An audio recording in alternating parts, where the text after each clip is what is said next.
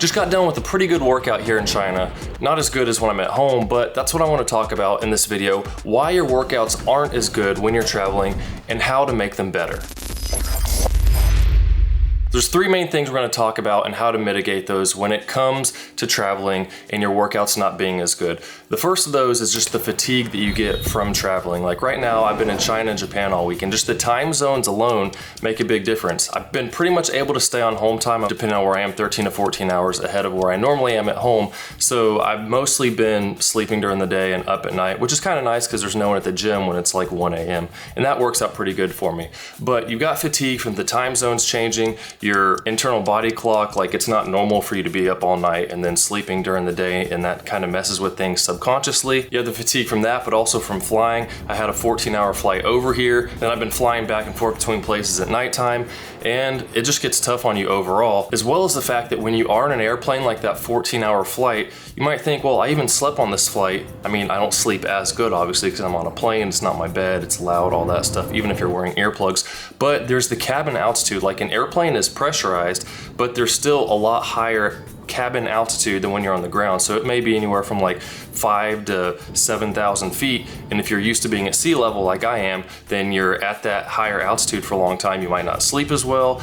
You're not getting as much oxygen for a long period of time as 14 hours coming over here. So then all that plays in the fact of your internal clock being off, less oxygen, you get bloated on the plane, you just don't feel the same. So you just have to be aware that when you go into your workout, you're gonna be more tired and you're probably not gonna be able to perform as well. And that used to be really frustrating to me because I've got this program I'm doing at home, push-pull legs every day, trying to get it done.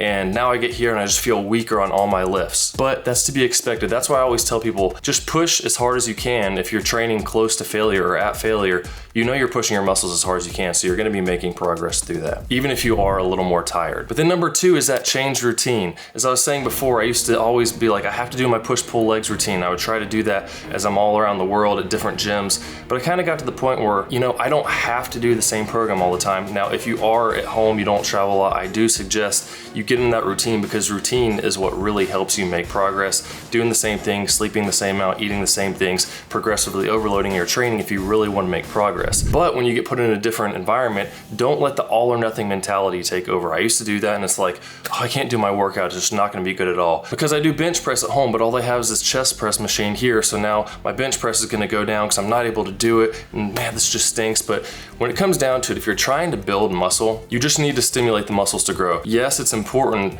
to stay with the routine and progressively overload in it, but it's a lot better to just do the next best thing of what you have available than do nothing at all. And actually, when I'm using this chest press machine here, I get a really good pump when I'm doing it and feel my chest even more than when I'm doing a bench press at home. So just keep in mind, all machines are designed to stimulate the muscle in some way. So if you have good form, regardless of what machine you're doing, as long as it's not hurting you, then you're able to work out well. Like I did an upper today, I did a leg workout at my last hotel, and all they had were a bunch of dumbbells up to 65 pounds, or I guess 66, it was 30 kilos, and a leg press machine. So I did 3 sets of lunges holding those 66 pounds in each hand, and my legs, my butt especially, is still sore because I don't do lunges very often, so I really hit my legs pretty hard and they were sore. It's not the same as doing my leg press machine at home or doing squats or whatever, but I definitely feel it in my legs still. And like I said, I normally do a push-pull leg split at home, but I did an upper-lower split this week. Earlier, I was able to do my same kind of push-pull legs, a little bit modified at gyms, but then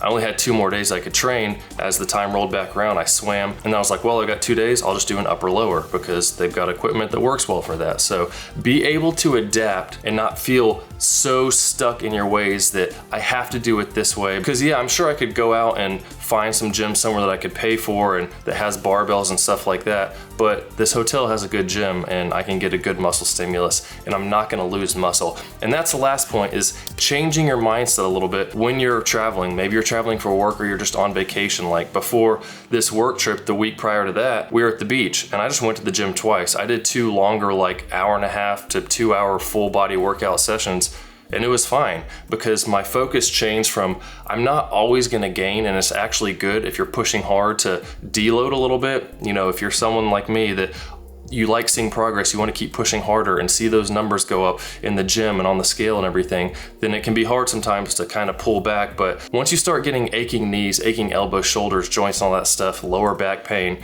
it's kind of nice sometimes to pull back some. I still got a good muscle stimulus, but I changed my mindset from always having to gain to I'm just gonna maintain. Because before I had that all or nothing mentality where it's like, oh, if I'm not doing this, I'm gonna be going backwards. But well, there's another option. You could also just maintain the strength you have right now. And the nice thing about that is it only takes about 1/3 of the volume to maintain what you've already built up. So if I'm normally doing push-pull legs and I'm doing like 3 exercises per body part in each of those, well, now I'm doing a full body workout. I'm picking one main exercise for legs, one for chest, one for back, and I might do like some supersets or circuits for shoulders, triceps, biceps, something like that, and calves. And I hit everything pretty hard.